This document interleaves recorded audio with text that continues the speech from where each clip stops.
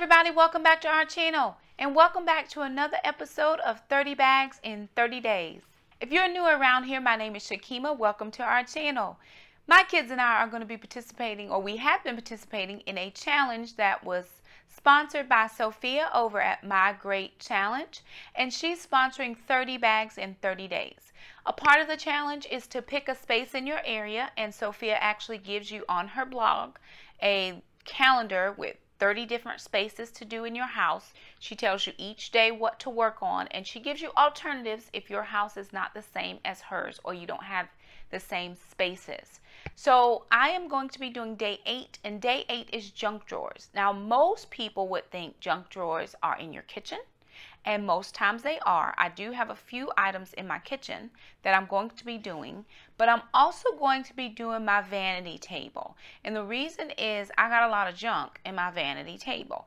And there are things that I have not used in years. There's things I didn't even know were in there. So I'm bringing you along as I tackle day number 8, junk drawers, the vanity table, and the kitchen. Come along.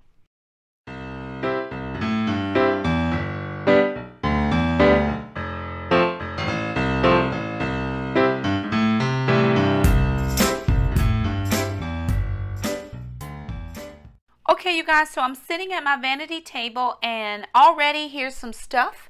I have some sunglass cases here, and I'm going to be working in this section of drawers. I have 6 drawers, 1 short drawer, and then 2 larger drawers. And this side, which is actually the left side of my vanity table, I very rarely open.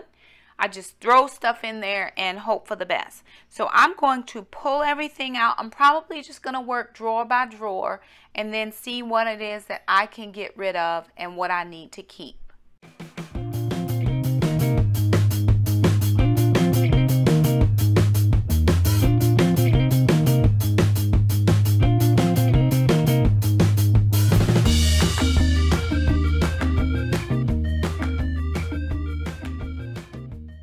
So this is an old iPhone cord, which I know doesn't work because I just had to buy a new one. So that one is going to be trash. This is a microphone extender because I don't have a wireless microphone. That is my dog in the background torturing her pig.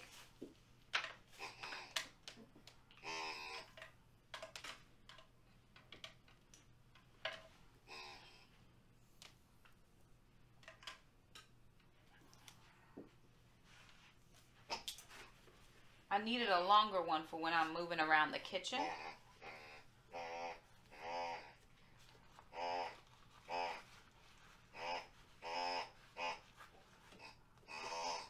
see what this one is. That's for the microphone. Okay.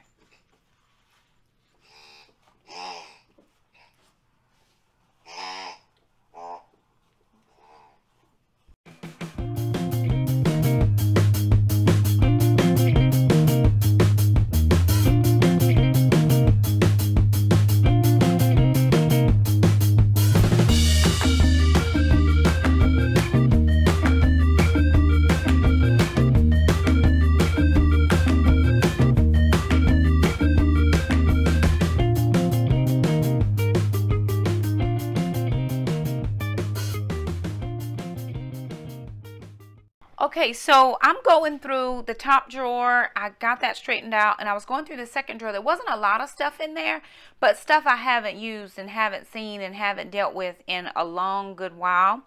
And I was going through, and I found some pictures of my kids when they were younger. Look at Jackson and Leland, and that's my oldest daughter when she had short hair. She had just started growing her dreads out. And there's a line. They took pictures with the Easter Bunny. So, of course, I'm going to put these in the memorabilia picture place because I'm not keeping that in here. But I was actually going through and I found this envelope.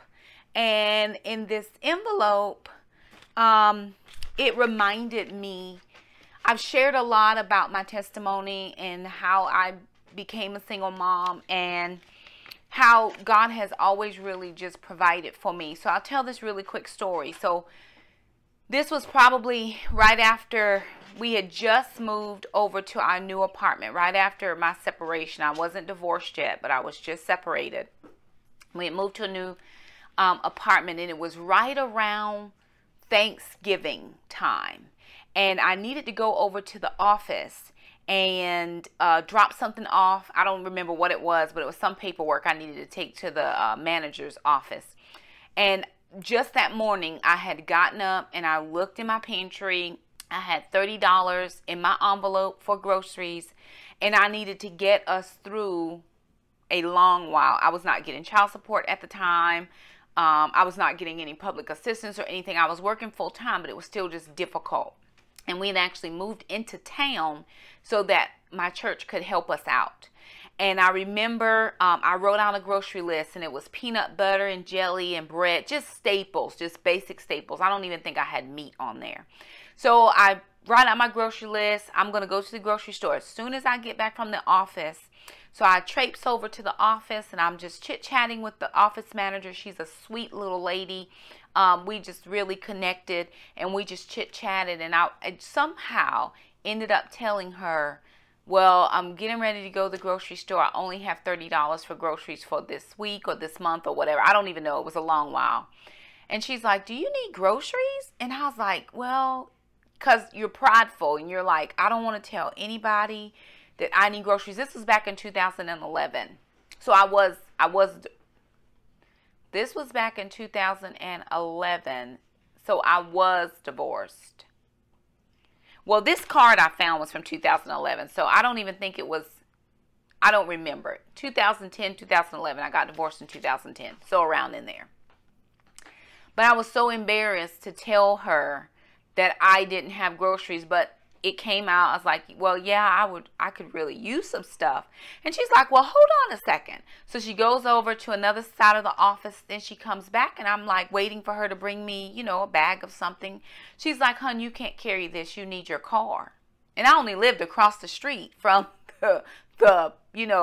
I was like, sure, I can just carry this. She's like, no, you come with me. She had 2 huge boxes of groceries, and everything I had on my list, plus some, were in those boxes. And she said to me, I had these groceries for an individual family, but they never came to pick them up. So you can have the groceries. And so I get the 2 boxes up to the apartment, and I come back to thank her. She says, well, there's a turkey in the freezer. So she goes and she gets this big old turkey. And she's just, oh, it's no problem, no problem. So then she comes over to my apartment. So I didn't even have to spend my $30.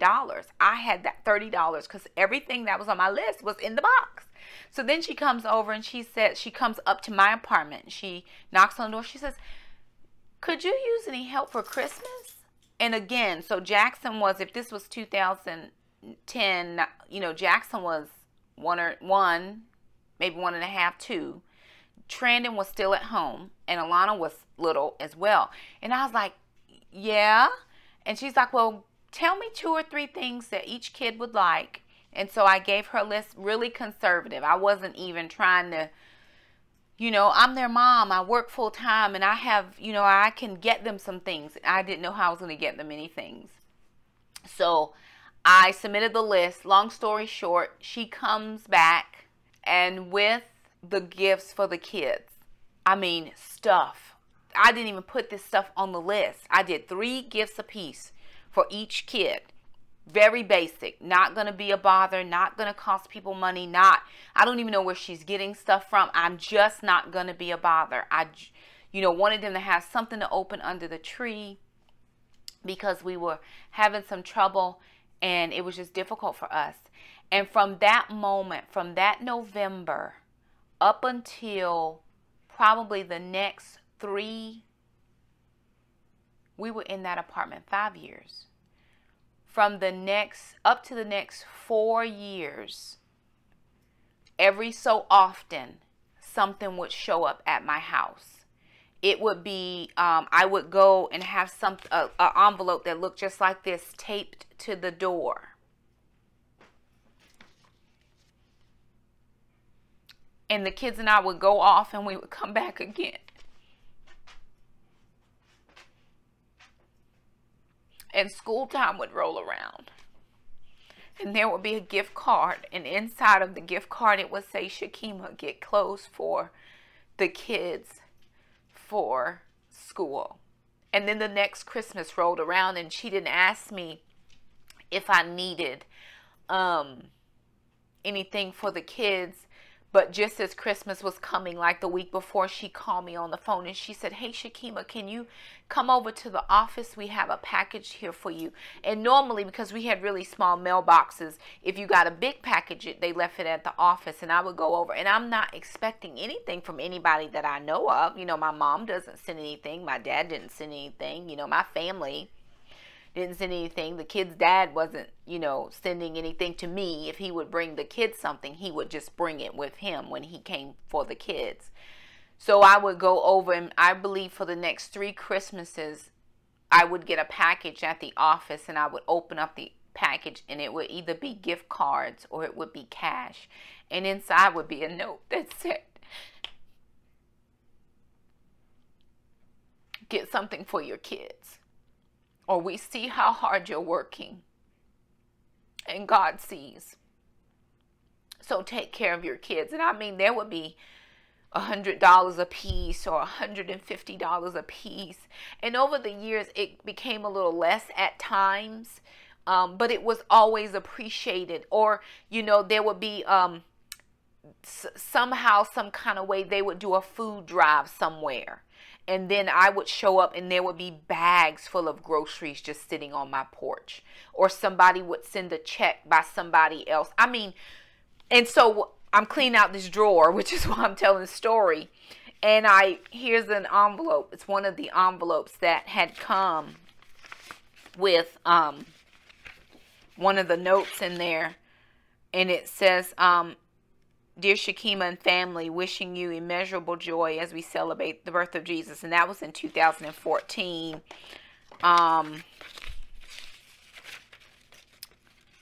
This one was for $150 gift card. That probably was for back to school. And that was in...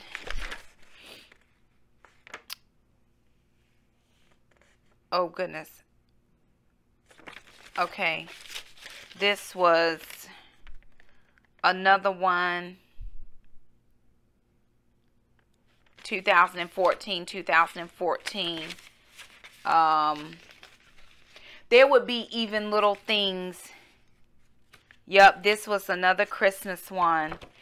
We would get an Easter card. Or there would be, like when it was getting close to Thanksgiving, they would send the little, at Food Line, you could get the turkey tickets where you saved up enough tickets to get the turkey. And so sometimes it would be like a gift card for $25 or $50 with the turkey tickets inside. So you could take it over to Food Line and get your turkey. So that just brought back some memories to me. And finally, when I realized, and I didn't even realize who the person was because it was never revealed to me who it was. It wasn't the little, it wasn't the manager. She was just a go-between. When I realized who it was a little lady who had started a ministry for single moms, and that was on her heart. She had just had a ministry for single moms, really trying, making an effort to do the best that they could. And it was amazing, just her heart for me and my kids. And she didn't even know us. And had I not even had to go over to the manager's office that one day, I don't even know if,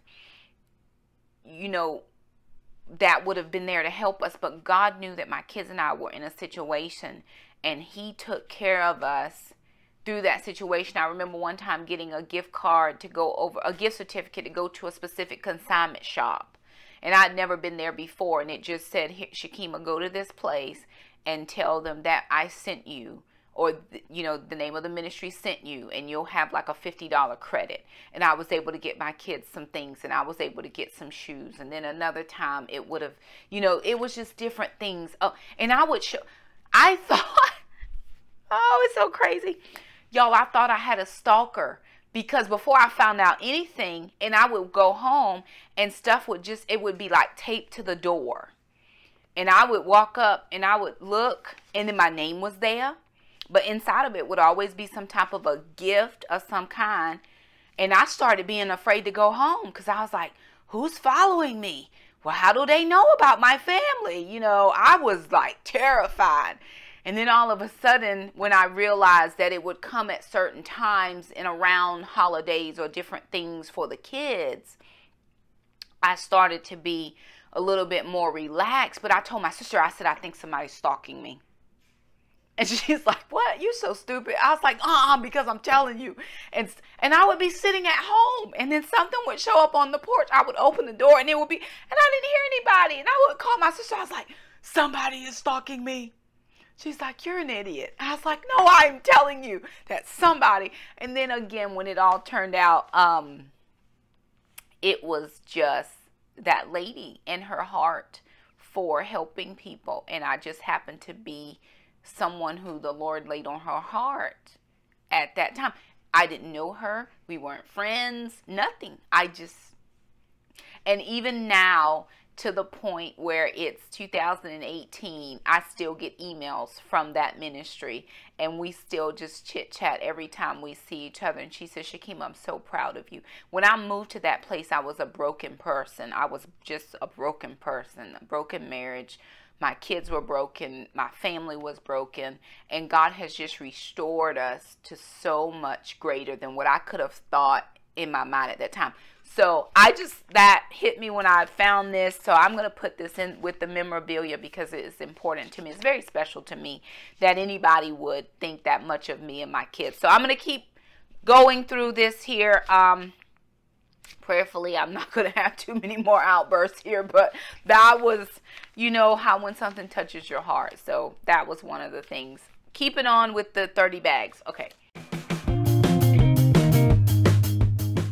Okay, you guys, so, you know, today is just one of those days where you go through this stuff and you don't even realize what you have in here. So there wasn't a lot in that last drawer. There's just this one little basket, and I have some envelopes in there, which are just regular, plain, empty envelopes. I'm actually going to put those in the homeschool room because I'm always looking for envelopes and I can't ever find them.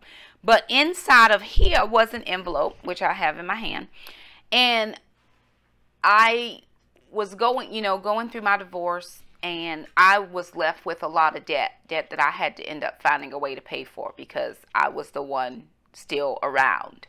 And so I had been making little small, just minimal payments on this one particular thing. And I had met with a couple who were financially savvy, and we had sat down and looked at the numbers, and they said, Shakema, with you paying, and they helped me draft a letter to the company saying how much I could afford to pay per month. I think it was like $50. And they said, Shakema, paying this minimum amount, they said it will take you 50 years to pay this debt off with interest. And I was like, you know, I told the lady, I said, well, I'm just going to have to pay it because I was owning it. You know what I'm saying? Like that was our debt together as a married couple. But when a person leaves it, I had to own that because my name was partially on it. So I said, I'm going to own it. I'm going to do the best I can. This is what I can do. We drew up a letter. I think I even had the letter notarized. I can't even remember, like, hey, this is what. Because I had received some papers that they were going to take me to court, you know, because, again, he left the state and I was left in North Carolina. So they had drawn up some papers. So, of course, they're only going to go after the person who still lives here. So I said, you know what? I have to own this. Help me draft this letter. Got it notarized. We sent it to them. They agreed to the very small. It was like between $40 and $50 a month was all I could pay on it. So I said, this is all I could do. And they wouldn't even let me send the payments in. I had to make automatic drafts out of my banking account. So I said, fine, no problem. I own this, you know, I help with this. I'm going to take it on. I'm paying every month because I could only pay once a month. I'm doing this. And I had just been praying to the Lord to help me make it through and get to the place I needed to get to as far as being who he wanted me to be. And one day I go to the mailbox. I have this letter in the mailbox. And I open up the letter because at some point they had stopped drafting money out of my account. And they called me with a nasty gram saying, if you don't pay this debt, we're going to get you. And I said, well, listen, I set up automatic payments. There is nothing changed on my part. Nothing. I don't know what's happening on your portion. But so the payments were reestablished. Then they stopped again. And they sent me another nasty gram. I said, listen, let me tell you something. I didn't do anything different to change. I have the same banking account that I've had for years. Something is wrong in your system. So it got set back up again. So this is months later. I get this letter in the mail, and it says, and I'm just reading a portion of this. This letter is to confirm that the above referenced claim has been paid in full and is now closed in our office. Also find enclosed a check in the amount representing a refund of an overpayment on your account. They told me it would take me 50 years to pay off that debt with my interest added on. Something's screwy with their system twice. It quits taking out my payments. They send me nasty grams. We reestablish the payments. No problem. This is my agreement with you. You just do what you have to do. There is no way that this should have been paid in full. And I read the letter, and I went and sat in my car, and I had to read a letter again. And I just began to weep before the Lord, because this was probably the first, what I would consider, miracle in my life. I had lived a miraculous life being a survivor of all the things I survived, but God did something. He canceled out the debt. And I read this in the Bible that God will cancel your debts. And I'm like, God, I'm paying for this debt, and I'll be paying for it. You know, I was in my 30s then. They said 50. I'll be 80 years old by the time this is paid off. I'm 42 right now, and this has been canceled for a long time. And so I just wanted to share that. You know, God is in the miracle working business. We do have to work hard and be good stewards. But anytime he so chooses, he can do whatever he wants.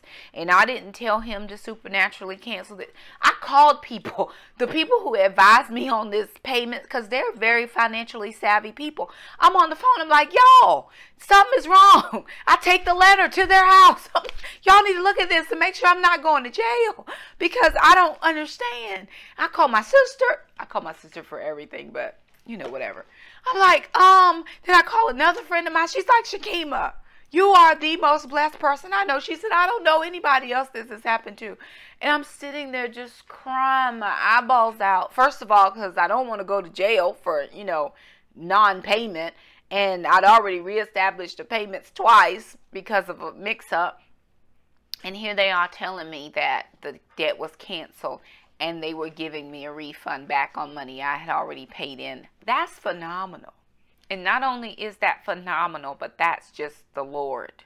So I'm going to keep this. I'm just going to file it away into my stuff. And people's like, well, you don't need it. The debt's canceled. Yeah, I know. But in case anybody ever try to come back and say you didn't pay, I'll be like, I have my letter.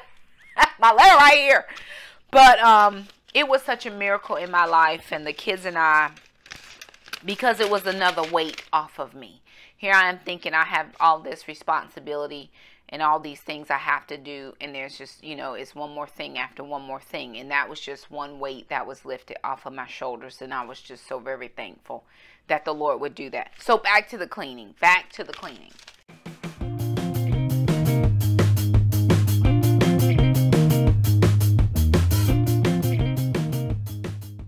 Okay, everybody, so I am done with my drawers, and I don't think I'm going to make it into the kitchen tonight. It's actually several hours later. We've had a couple things going on, and I still have got to cook dinner and film day number 9.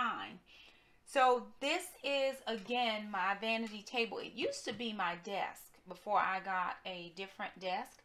So I've gone through all of the drawers, and I'm just going to show you what's in here. So I have some YouTube stuff, like some extra microphones. I have a phone light, selfie light, and then in here I've just got some extra like cords, plugs for the phone, and an old phone that's in there. Okay, in here I actually don't have anything, so there's some room to grow here. Not real sure what I'm going to put in there, but I know what's in there. What's not in there, which is anything. I have to figure something out because I do need to put something in there. In this third drawer is kind of where I have a little bit of a catch-all. I've got some Bible material that I really hate to get rid of because someone gave it to me. And then just a few desk essentials. I probably will move the staples into the office. But there is an old camera that I really need to figure out if it will work again or not. But that's just a few desk essentials. I may take the tape dispenser and put it in the office. And I'm not taking it now because the office is not put together. So I still have to go through and collect some things and rework that portion. Okay, and on this side is where I normally keep all of my makeup stuff. So in this top drawer, I just have my contact lenses, some powders, some eye stuff, and then all of my lip liners and makeup brushes here. And then this is actually a palette of eyeshadows and lip glosses. I'm just not real sure if I want to part with it yet, but I don't use it a lot. So I'm going to give it a little bit longer. And if I really am not using it, then I'm going to toss that one. This next drawer down, I actually moved a couple of things. I have nail polishes, I have lip glosses, and then I have all of my lip products in my little acrylic holders, and then I have just an extra acrylic holder for some additional lip products. And then in this bottom drawer, I just put in, I have a miscellaneous makeup caddy down here for lotions, hand lotions and creams and things. And then I just put in all of my shades and my extra glasses I put in here. I was going to put them in my master closet so I could pick from there, and I may still do that, but I don't pull from them quite a lot, so because I don't wear my contacts a lot, so I can't really wear my shades a lot. But then I have some travel makeup bags. So this is just a travel makeup bag that I take with me when I go on trips. And then this was one that I bought for Alon to do personal items if she goes on a trip or something. You know, something just a little girly and cute that she would feel comfortable with her girly items there. Since I don't have girly items anymore. But anyway, that's just what I did with those. Those eyeglasses may actually relocate into my master closet if I can find a space for them. So we'll see. Okay, so what I have on the desk is just some things for relocation. So this is an empty container, nothing in here. I'm going to move this, and then here's another one. It's full of index cards, and then there are rulers. This is an empty pouch I used to use for cash envelopes, but I don't use this one anymore. And then the envelopes themselves, all of these things are going into the homeschool room. Alana will be taking a personal finance class next in August, and so we're going to use this as maybe her cash envelope pouch for her money management. So all of this is being moved into the homeschool closet. I did have some contact lenses. I used to wear these, but they were hurting me, so I actually got some different ones, and so I still do have a couple of these. You know, I don't know if I can actually find someone that, I've been trying to find someone in my local area that needs these, but no luck so far. And they're still 3 months worth because they're 30-day wears. So there's still 3 months worth